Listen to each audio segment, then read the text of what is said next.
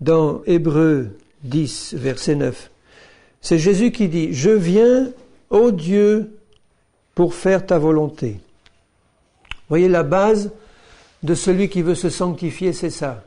S'il y a dans ton cœur ce cri « Seigneur, tel que je suis, je viens devant toi parce que je n'ai qu'un désir ardent dans mon cœur.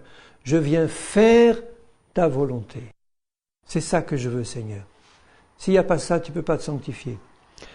Je viens pour faire ta volonté. Il abolit la première chose pour établir la seconde. Il abolit toutes les dispositions de la loi et de la première alliance pour établir la deuxième qui est parfaite et bien meilleure que la première. Et il dit, c'est en vertu de cette volonté de Jésus.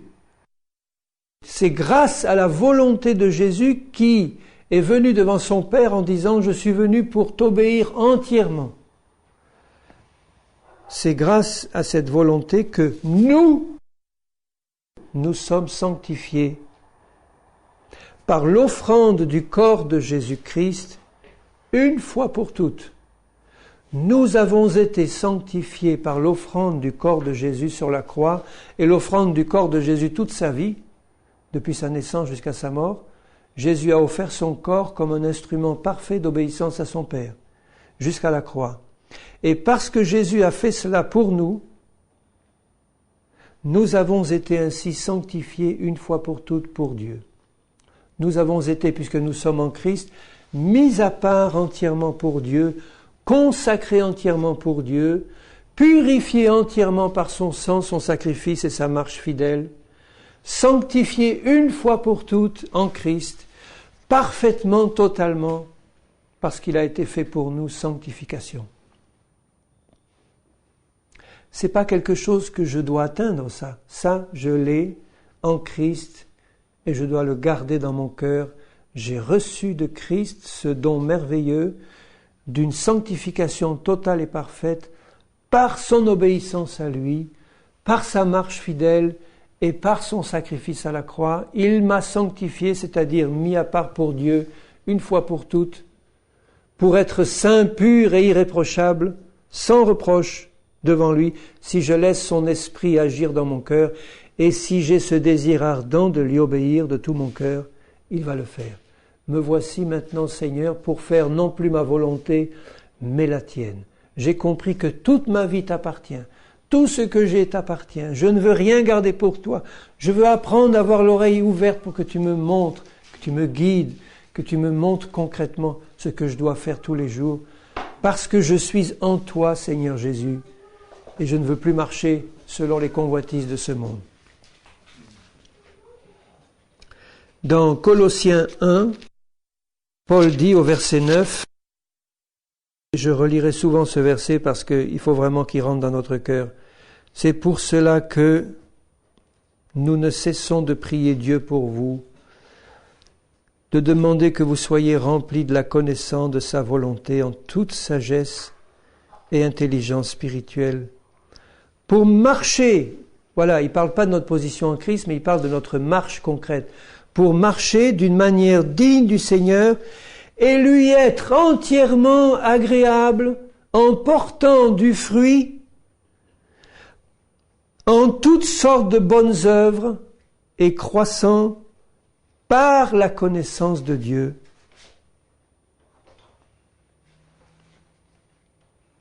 Vous voyez que il demande, Paul, dans ses prières, que ces chrétiens ils aient l'intelligence ouverte pour qu'ils comprennent leur position en Christ, pour qu'ils puissent marcher d'une manière digne de Dieu dans tous les aspects de leur vie, toutes sortes de bonnes œuvres et de bons actes, pour être entièrement agréables à Dieu. Ça veut dire qu'il n'y a plus un seul petit aspect de ma vie de tous les jours qui passe à côté de la volonté du Seigneur. Et pour cela, il dit, je ne cesse de prier pour que vous soyez remplis de la connaissance de sa volonté en toute sagesse et intelligence spirituelle. Ça veut dire, je ne cesse de prier pour que vous ayez l'intelligence spirituelle ouverte, pour que vous compreniez vraiment dans votre esprit ce que Christ a fait pour vous et quelle est votre position et votre place en Christ, Parce que quand mes yeux spirituels sont illuminés et que je sais quelle est ma place et ma position en Christ, je ne vais plus m'amuser à marcher comme je le faisais avant. J'ai reçu une révélation telle dans mon cœur que j'ai compris l'effet que ça produit sur le cœur de Dieu quand je marche dans la chair et quand je marche comme je le faisais avant. Et par amour pour mon Seigneur, puisqu'il m'a révélé ce que je suis en Christ, maintenant je vais marcher concrètement comme il le veut dans tous les aspects de ma vie. Et en tout cas, j'aurai l'œil ouvert sur mes réactions charnelles ou les choses que je peux faire encore qui déplaisent à Dieu, parce qu'immédiatement je sentirai le Saint-Esprit attristé en moi et une communion avec Dieu qui disparaît ou qui diminue. Je ne peux pas manquer de le sentir. Si j'ai la révélation de la gloire de Dieu, la révélation de la présence de Dieu dans ma vie, si je fais quelque chose qui lui déplaît, immédiatement le Saint-Esprit est attristé. Et si je veux vraiment obéir à Dieu, je ne vais pas me contenter d'un état d'éloignement au Seigneur ou d'un état de relâchement spirituel. Je vais dire, Seigneur, pardonne, je reviens à toi immédiatement. Que le sang de Jésus me lave. Je veux revenir dans ta communion et reprendre ma position de foi en Christ pour pouvoir marcher d'une manière digne. Donc, vous voyez comme les deux aspects sont étroitement liés. Je ne peux pas accomplir des œuvres parfaites si je n'ai pas une foi totale dans ma position parfaite en Christ. Chaque fois que j'accomplirai une œuvre charnelle, quelle qu'elle soit, colère, animosité, nommez-les toutes, dureté de cœur, impureté, etc., c'est que je suis sorti de ma position en Christ. J'ai oublié ma position à Christ. J'ai oublié la parole du Seigneur qui disait que j'étais sanctifié parfaitement par le sacrifice de Jésus. Je l'ai oublié. Et je suis revenu dans le vieil homme. Pourquoi est-ce que j'oublie si vite?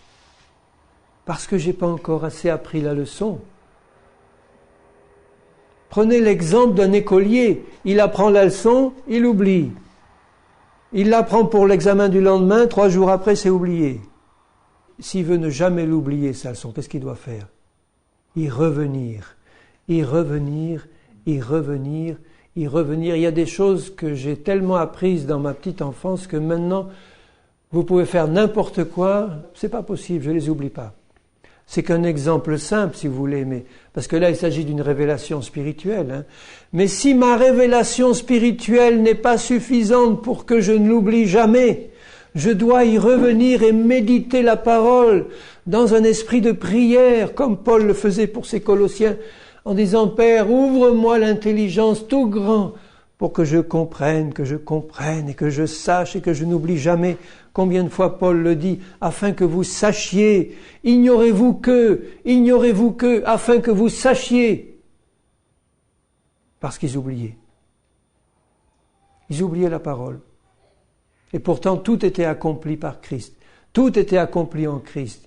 Donc plus nous allons passer du temps à méditer et à digérer dans un esprit de prière ce que nous sommes en Christ, quelle est notre position glorieuse en Christ, et plus nous aurons la possibilité de marcher concrètement dans ces œuvres parfaites. Et au moment où notre connaissance spirituelle sera totale, notre marche en Christ sera parfaite. Prenez l'exemple de Moïse.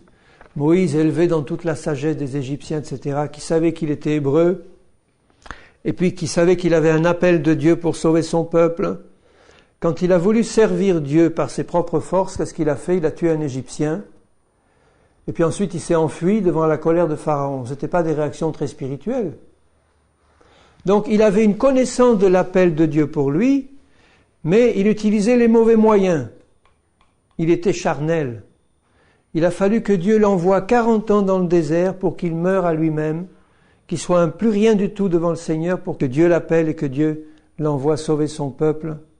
Parce que là, il avait atteint, au travers de ses méditations dans le désert et de sa communion avec Dieu, il avait atteint vraiment une position spirituelle où il connaissait son néant devant Dieu et la grandeur de son Dieu. Et quand Dieu l'appelle dans le buisson ardent, il dira, mais Seigneur, moi je suis incapable. Vas-y, je serai avec toi. Ben Seigneur, j'irai puisque tu m'y envoies, mais il faut que tu sois avec moi. Il avait une telle conscience à ce moment-là de son incapacité qu'il faut que Dieu le pousse maintenant pour y aller. Avant, il y serait allé gros bras. Il y était allé gros bras, mais il avait fait une gaffe terrible, un meurtre, et s'enfuir devant Pharaon qui représente Satan. Alors ceci veut dire que plus nous allons dans les difficultés de notre vie, si nous les comprenons correctement, et dans le désert que Dieu va permettre pour nous, plus nous allons nous approcher du Seigneur et d'une révélation plus profonde de son appel, de sa réalité à lui, de qui il est, de ce qu'il a fait de nous en Christ, plus notre cœur va s'ouvrir à notre incapacité personnelle et à la toute-puissance de Dieu si nous restons dans la foi en lui.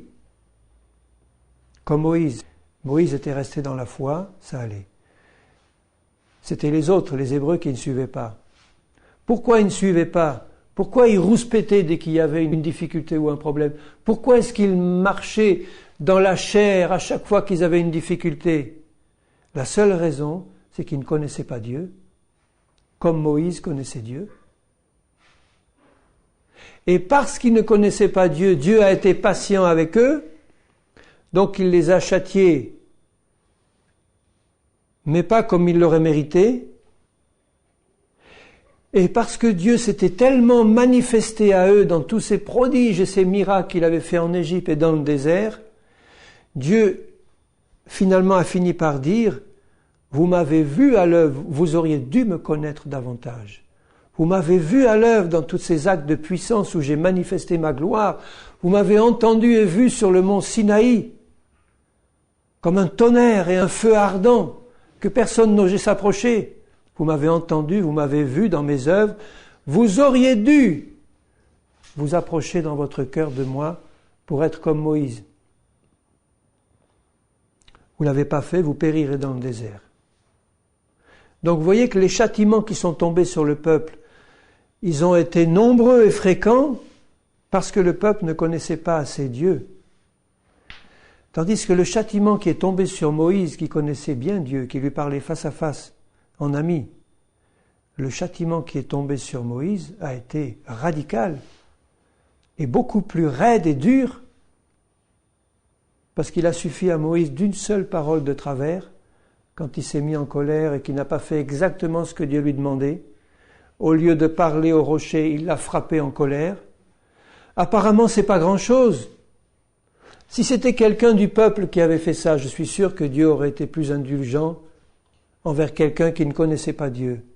Mais là, parce qu'il avait une grande connaissance de Dieu et qu'il n'avait pas sanctifié Dieu devant le peuple, lui qui aurait dû, avec sa connaissance, le faire, il a été jugé plus sévèrement. Il n'est pas rentré dans le pays de la promesse.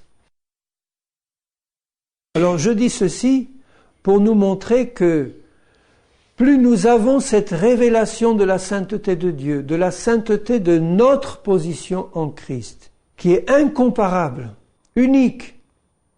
Ce temps de la grâce est unique. La position de l'épouse et de l'Église est unique. Plus nous avons cette révélation, plus nous aurons la possibilité de marcher droit, comme Moïse le faisait dans une vie de tous les jours, mais plus la correction sera sévère si nous dévions. À la limite, le Seigneur dira dans Hébreux, « De quel pire châtiment croyez-vous que seront jugés dignes ceux qui auront foulé de leurs pieds le sang du Fils de Dieu et tenu pour profane le sang de l'Alliance ?» Il ne veut pas parler d'un jeune chrétien qui commence sa vie spirituelle et qui fait des gaffes. Il veut parler de ceux qui auront été loin avec Jésus, qui auront été dans les profondeurs de Jésus, qui auront compris la puissance de l'esprit du siècle à venir, qui auront participé à ces choses, qui auront compris ces choses et qui après auront péché volontairement. Pour cela, il n'y a plus de repentance possible. Alors bien sûr, le Seigneur, qui est un Dieu compatissant et miséricordieux, n'est pas là pour guetter la moindre de nos incartades pour nous taper dessus. Il a un cœur de père, mais un cœur de père saint. Père saint. C'est toujours comme ça que Jésus lui parle. Père saint. Donc le Seigneur veut que nous utilisions tous les moyens qu'il nous donne pour marcher dans la sanctification. La conclusion là, c'est le rappel des moyens de grâce que Dieu nous donne pour marcher dans la sanctification. Alors, dans la marche sanctifiée pratique, la première des choses que je rappelle et qui est importante, c'est que Jésus-Christ s'est sanctifié pour nous et que nous devons constamment avoir cette vérité dans le cœur. Jésus-Christ s'est sanctifié pour nous. Il nous a, une fois pour toutes, amenés à une sanctification parfaite par l'œuvre de la croix. Ça, c'est la base. Jésus-Christ s'est sanctifié pour nous. Je résume ce que je viens de dire tout à l'heure. Il nous a amenés une fois pour toutes à une sainteté parfaite par son sacrifice à la croix. Et c'est là-dessus que nous devons prier pour que cette révélation pénètre et reste dans nos cœurs. C'est la base indispensable. Priez tous les jours pour ça, parce que je ne peux pas dire aujourd'hui, ça y est, j'ai plus besoin de prier pour ça, j'ai compris. On aura toujours besoin de pénétrer plus profondément dans les profondeurs de l'œuvre de Jésus et de l'œuvre de la croix. Dans Jean 17, verset 19, Jésus dit à son Père, à notre Père saint, « Je me sanctifie au présent, il dit, je me sanctifie moi-même pour eux, afin qu'eux aussi soient sanctifiés par la vérité. » La vérité, c'est Jésus, et la vérité, c'est sa parole. Donc, la vérité joue un rôle fondamental dans le processus de sanctification. La vérité, c'est la connaissance personnelle du vrai Jésus de la Bible, et pas du faux Jésus catholique ou orthodoxe ou des mouvements ou des sectes. Ce sont des faux Jésus qui ne sanctifient pas. Mais le vrai Jésus de Nazareth, le Fils éternel de Dieu, Dieu le Fils, il n'y en a qu'un, un seul vrai, et c'est celui-là que nous devons connaître au travers de sa parole, par le Saint-Esprit. Donc, Jésus s'est sanctifié et se sanctifie pour nous, mais il nous demande une condition par la vérité, c'est-à-dire par la connaissance personnelle de Jésus et par la connaissance personnelle de sa parole. Comment connaître personnellement Jésus? En passant du temps avec lui. Comment connaître personnellement sa parole? En passant du temps avec sa parole. Dans un esprit de méditation et de prière. Plus tu vas passer du temps avec Jésus, plus tu vas passer du temps avec sa parole et plus tu vas connaître la vérité, et la vérité va te sanctifier. Dans Éphésiens 4, verset 24, il y a un verset extraordinaire aussi. Ils sont tous extraordinaires, les versets de la parole, mais pour le thème que nous avons ce soir, celui-là est extraordinaire. Éphésiens 4, verset 24. Je lis à partir du verset 20 pour voir le contexte. Éphésiens 4, 20. Mais vous, chrétiens, nous, ce n'est pas ainsi que vous avez appris Christ. Vous voyez, appris. Appris, ça veut dire qu'il faut l'apprendre, quoi. On ne le connaît pas comme ça. Il faut apprendre Christ. Si du moins vous l'avez entendu, et si conformément à la vérité qui est en Jésus, c'est en lui que vous avez été instruits par le Saint-Esprit et par ceux qui prêchent la parole. Alors, si vous avez été instruits à vous dépouiller, eu égard à votre vie passée, du vieil homme qui se corrompt par les convoitises trompeuses, il faut apprendre à se dégager complètement de toutes les pensées, les habitudes de ce vieil homme qui nous vient du passé et qui est pourri, qui est mort, qui est enterré dans le tombeau avec Jésus. Il faut apprendre. Et si vous avez appris quoi? À être renouvelé dans l'esprit de votre intelligence, donc dans votre intelligence spirituelle, et à revêtir l'homme nouveau, celui qui est créé parfaitement en Jésus, créé selon Dieu dans une justice et une sainteté que produit la vérité.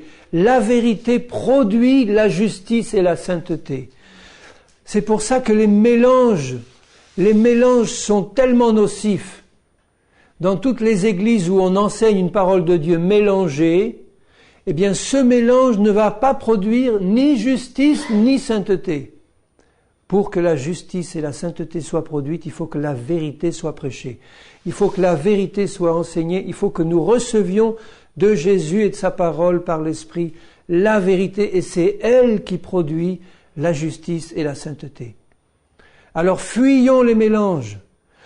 Contrôlons tout ce qui nous est enseigné. Fuyons les associations douteuses avec des chrétiens mélangés dans le monde, ou avec des chrétiens qui vivent une parole qui n'est pas la vraie parole de Dieu. Fuyons ces associations, bien-aimés.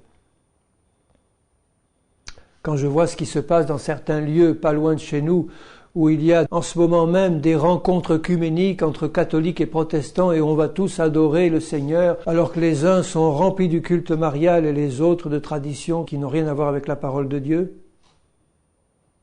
Tout ça dans l'amour et dans l'unité. Faux amour, fausse unité, parce que la vérité n'est pas au centre. Et si la vérité n'est pas au centre, il faut fuir ces choses. Fuyons ces choses. C'est de la séduction et de l'illusion de croire qu'on va pouvoir trouver Dieu dans ces rencontres-là. Dans la vérité, je veux dire. On risque plutôt d'être contaminé par l'erreur et la séduction qui grandit. Maintenant, n'oublions jamais cette autre vérité fondamentale, c'est que le sang de Jésus-Christ sanctifie.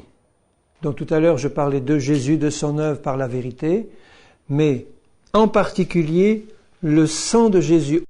Au cœur du travail de sanctification de Jésus, il y a la vérité, mais il y a la puissance de son sang précieux et pur, toujours disponible pour effacer le péché quand nous le confessons. Et nous aurons toujours besoin de le confesser parce que nous avons encore des chutes et des manquements. Jusqu'au moment où nous pourrons vraiment marcher dans la perfection manifestée, et même là, le sang de Jésus nous couvrira et nous protégera. Mais le sang de Jésus a le pouvoir de sanctifier. Dans Hébreux 13, verset 12. C'est pour cela que Jésus aussi, afin de sanctifier le peuple par son propre sang, a souffert hors de la porte. Sortons donc pour aller à lui, hors du camp, en portant son opprobre. Le sang de Jésus a une puissance glorieuse et merveilleuse de sanctification. Ne nous privons jamais de la puissance du sang de Jésus.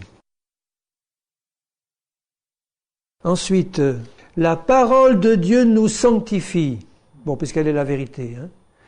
La parole de Dieu, dans Jean 17, verset 27, il prie et il dit « Père, sanctifie-les par ta parole est la vérité. Sanctifie-nous par la vérité, Seigneur, ta parole. » Toujours la vérité. Dans 2 Thessaloniciens 2, 13, Dieu vous a choisi dès le commencement pour le salut par la sanctification de l'esprit et la foi en la vérité. Donc, si la parole de Dieu sanctifie, elle ne le fait qu'à une condition, que nous ayons foi en elle. Parce que tellement de chrétiens lisent la parole avec incrédulité, ça rentre par une oreille, ça sort par l'autre. Donc, la parole nous sanctifie si elle est reçue dans un cœur honnête et bon. Rappelez-vous la parabole du semeur. La parole est une semence, si elle rentre dans un cœur honnête et bon, qui croit, elle va produire une merveilleuse récolte pour le Seigneur. Sanctifie-les par ta parole, ça veut dire à condition qu'ils croient. Ça va de soi pour le Seigneur que ces brebis vont croire. Maintenant, dans ce même verset, il est dit par la sanctification de l'Esprit. Le Saint-Esprit sanctifie. Il nous est donné par le Seigneur pour ce but précis, pour accomplir son plan parfait. C'est le Saint-Esprit qui nous conduit dans la vérité de la parole. C'est le Saint-Esprit qui nous révèle la vérité de la parole. C'est le Saint-Esprit qui nous révèle les erreurs, les mensonges, etc. par les dons spirituels qu'il nous donne. C'est le Saint-Esprit qui nous conduit dans toute la vérité et qui nous sanctifie parce qu'il est le Dieu saint. il est représenté par de l'huile, et l'huile était vraiment le symbole de l'onction de sanctification qui était sur les Lévites. L'huile était toujours appliquée après le sang. On noignait le sacrificateur en apposant d'abord le sang sur lui, et au-dessus du sang, on mettait l'huile. Vous verrez ça dans Lévitique 8, dans le chapitre 8. L'huile est toujours sur le sang. Si nous avons la connaissance de la puissance du sang de Jésus, nous serons dans des dispositions qui permettront au Seigneur de faire agir l'huile du Saint-Esprit sur nous et de recevoir l'onction de l'huile, c'est-à-dire de la sainteté, de l'Esprit, sur le sang de Jésus. Alors d'où l'importance du baptême du Saint-Esprit, parce que c'est le baptême de l'Esprit de sainteté. Le baptême du Saint-Esprit qui est la présence de la plénitude de l'Esprit de sainteté dans nos vies et qui doit produire des fruits de sainteté dans nos vies. Et nous savons que Dieu donne son Saint-Esprit à ceux qui le demandent et à ceux qui lui obéissent. Donc si j'ai dans le cœur toujours ce leitmotiv, cette parole constante, Seigneur, me voici pour faire ta volonté, le Seigneur me remplira toujours plus de son esprit, et comme c'est un esprit de sainteté et de vérité, je peux être sûr que j'aurai là une garantie supplémentaire pour croître dans la sanctification par la vérité et par l'accroissement de la présence de l'esprit en moi. Maintenant, le pain et le vin sanctifient. Le pain et le vin sanctifient. Parce que la Sainte Seine est une ordonnance commandée par Jésus pour nous, pour commémorer sa mort, donc la croix, jusqu'à ce qu'il vienne. Donc le pain et le vin sont prévus par Jésus comme signe concret de la sanctification qui doit m'animer en attendant le retour du Seigneur, en pensant constamment à la croix et à son œuvre. C'est le but de la Sainte Seine. C'est de me maintenir dans la sanctification en pensant constamment à l'œuvre de la croix et en pensant constamment à Jésus qui revient bientôt, donc être prêt. Et en même temps, en prenant ce pain et ce vin, je participe au corps et au sang de Jésus-Christ, donc je participe à ce que l'Ancien Testament appelait des choses très saintes, qui sanctifient par leur absorption même, quand c'est fait dans la foi, bien sûr, C'est pas un sacrement à la catholique, là, dont je parle. Ce n'est que du pain et du vin. Mais comme c'est fait dans la foi au Fils de Dieu et que c'est une ordonnance concrète qui repose sur des espèces matérielles et qui est faite dans la foi au Fils de Dieu, je communie à son corps et à son sang en esprit et je participe donc à l'absorption spirituelle d'une chose très sainte, c'est-à-dire le corps et le sang de Jésus, qui me sanctifie et qui me maintiennent dans la sanctification. C'est important de le comprendre et nous ne devons pas nous priver de la scène.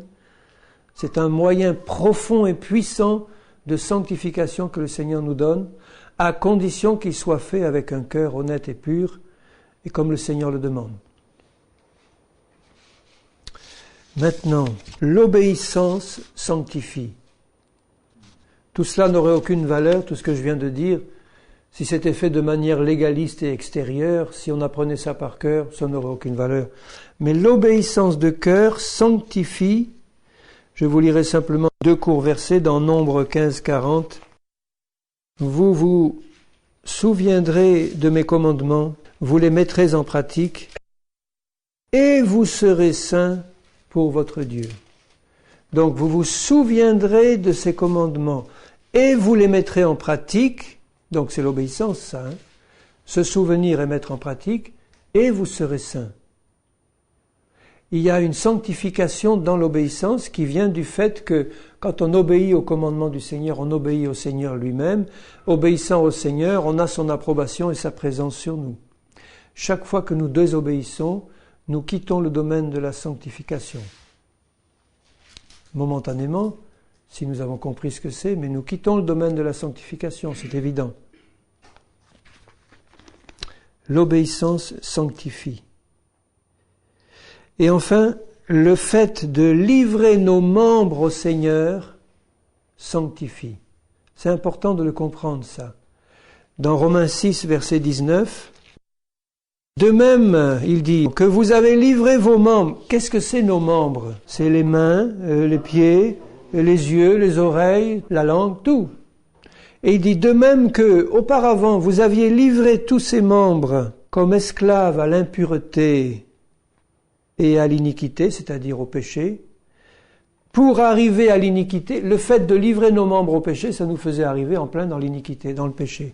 Il dit maintenant, livrez vos membres comme esclaves à la justice pour arriver à la sainteté. Ça veut dire que je dois comprendre que mon corps est le temple du Saint-Esprit et je dois livrer mon corps entièrement, évidemment tout mon être, esprit, âme et corps, mais là il parle de l'importance qu'il y a à livrer ses membres comme esclaves à la justice du Seigneur pour parvenir à la sainteté. Il le dit bien, si nous livrons nos membres comme esclaves à la justice, nous arrivons à la sainteté.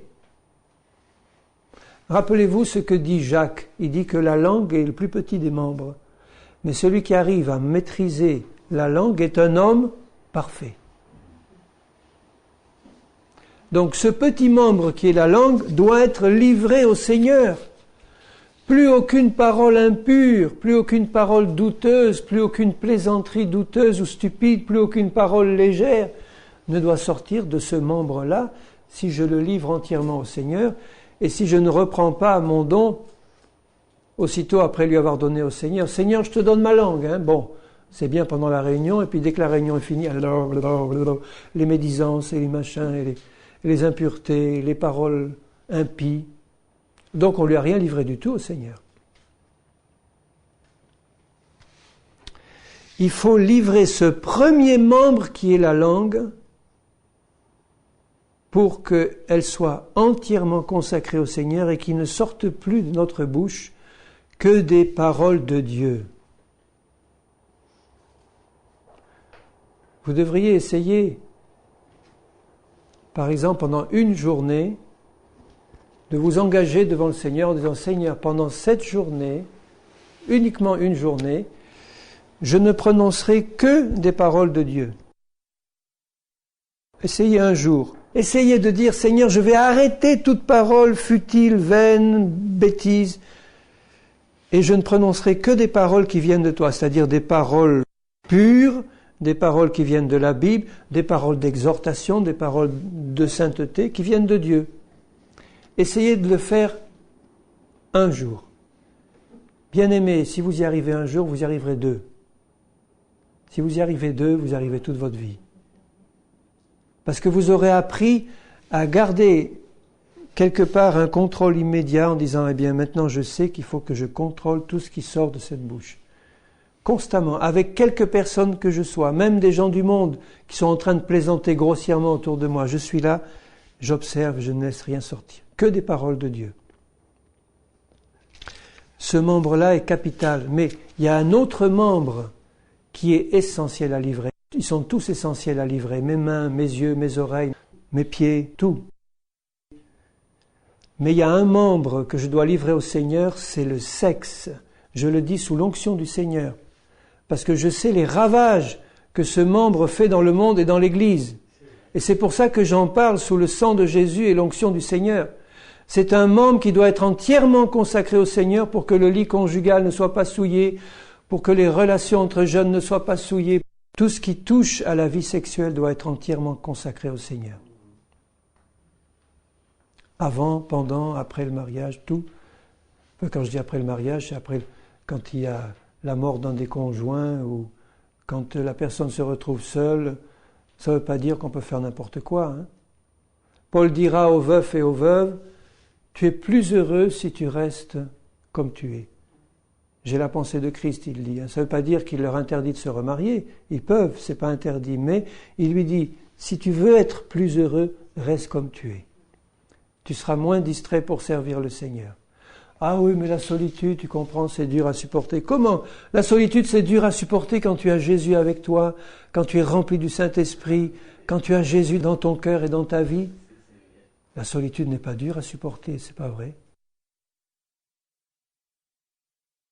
et mon corps tout entier, et même l'extérieur de mon corps, doit, comme il dit dans Tite, ayez l'extérieur qui convient à la sainteté. Ça veut dire que tout dans mon corps, que ce soit ma coiffure, mon habillement, mes vêtements, non pas comme une œuvre légaliste parce que je veux être religieux et le paraître, mais parce que je sais qu'il y a là un Dieu saint qui habite dans un corps qu'il veut sanctifier parfaitement. Donc, je dois veiller en disant, Seigneur, apprends-moi là aussi, tu vas me montrer par ton esprit. C'est pas des règles dictées par une église ou un pasteur, alors tu fumes plus, tu fais plus ci, tu fais plus ça, mais c'est le Saint-Esprit en moi parce que j'ai le désir. Je dis, Seigneur, je veux à tout prix que ce corps soit consacré à toi. Donc, alcool, tabac, drogue, tout ça, ça doit disparaître du temple du Saint-Esprit. Mais l'extérieur, c'est la coiffure, c'est le vêtement, c'est la manière de se comporter, c'est tout. Pour que je puisse montrer au monde extérieur que, ici devant eux, il y a un temple saint et il y a un Dieu qui habite dans un corps. Quand je dis livrer mon corps, c'est aussi le manger, le boire et les excès de table. Un chrétien qui fait des excès de boisson, c'est un chrétien qui n'a pas compris que son corps est le temple du Saint-Esprit, ou des excès de table, ou des excès de n'importe quoi. J'ai compris que mon corps est le temple du Saint-Esprit, je le tiens en bon état, autant que je le peux. Je sais que l'exercice physique est utile à peu de choses et que la piété est utile à tout, mais je vais faire en sorte que ce corps soit conservé en bon état pour le service du Seigneur, en comptant sur sa grâce pour qu'il me préserve des maladies et des infirmités. Le Seigneur nous demande d'affermir nos cœurs par la foi. Affermissons nos cœurs par la foi parce que tout est une question de foi dans l'œuvre de Jésus et dans ce qu'il veut faire dans notre vie. Je le répéterai jamais assez, la sanctification est une affaire de foi et pas une affaire de volonté d'abord. Une affaire de foi en Jésus, les yeux fixés sur lui. Et le fait de croire affermit mon cœur dans la foi et dans la sainteté. Et je dois faire ce qu'il me demande, c'est-à-dire achever ma sanctification dans la crainte de Dieu. Il dit ceci dans 2 Corinthiens 7. Ça veut dire que quand je m'engage dans le Seigneur, j'ai compris que je suis sanctifié une fois pour toutes par le sacrifice de Jésus, mais j'ai compris que je dois marcher dans la sanctification pratique. Donc je commence à le faire en apprenant tout de Christ. Il faut que j'achève et que j'arrive jusqu'au bout. Je ne dois jamais me dire, Seigneur, j'y arriverai jamais.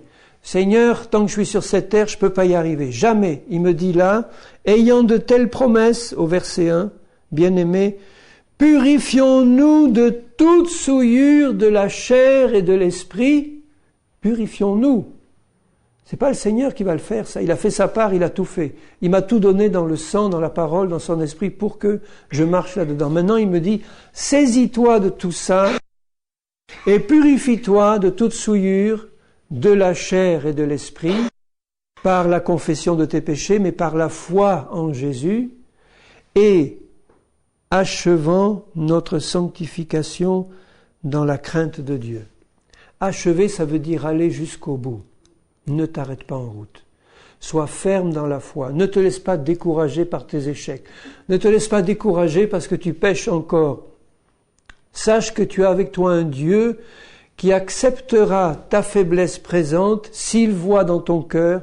Il acceptera, ça veut dire il ne va pas la laisser passer, mais ça veut dire qu'il te fera grâce pour ta faiblesse présente si tu la lui confesses d'un cœur sincère et si tu lui laisses voir que dans ton cœur, il y a le désir ardent d'arriver au bout et de lui obéir.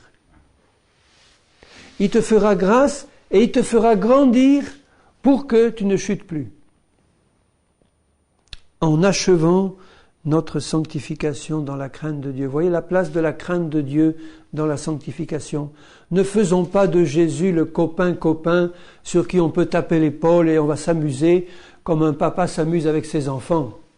Dans le mouvement de Toronto, on dit ça. Maintenant, on peut faire des cris d'animaux et on peut se rouler par terre en hurlant, le chien et le chat, parce que papa céleste s'amuse avec ses enfants. On n'a pas compris ce que c'était que la sainteté du Seigneur. Donc je vais avoir cette crainte respectueuse du Seigneur dans l'amour d'un fils, d'une fille envers son Père et dans l'intimité, mais en disant Seigneur, je n'oublierai jamais que tu es un Dieu saint et que devant toi, même si tu me fais grâce pour mes faiblesses parce que je n'ai pas encore compris, je n'oublierai jamais que tu es un Dieu saint et que tu me demandes de ne pas faire n'importe quoi devant toi. Je veux achever ma sanctification totale dans la crainte du Seigneur. Il va m'y aider, le Seigneur, par sa compassion et sa miséricorde, et il va m'y aider par un instrument qui s'appelle le châtiment. Dieu châtie ceux qu'il aime, dans Hébreu il le dit, dans Hébreu 12 vous verrez ça, Dieu châtie pour me faire participer à sa sainteté.